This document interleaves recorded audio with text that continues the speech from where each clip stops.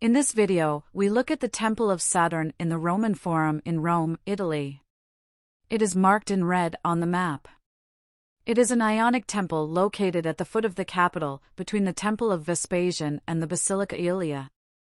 Parts of the temple podium and 8 Ionic columns have been preserved from the building, with an inscription on the entablature.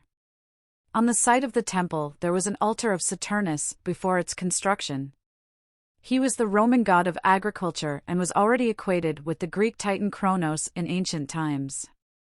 His main feast was the Saturnalia, a festival lasting several days and celebrated from December 17th.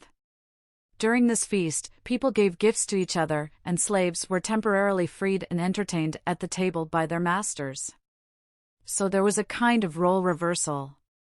The construction of the temple began as early as the time of the reign of the Etruscan kings in Rome. The building was probably inaugurated in 498 BC. Thus, the Temple of Saturn is the second oldest temple in the city of Rome, after the temple on the Capitoline Hill. The temple had to be rebuilt several times, for example in 42 BC by the consul Munatius Plancus. Also in 283 AD the building had to be renewed after a fire. This event is mentioned in the inscription on the temple.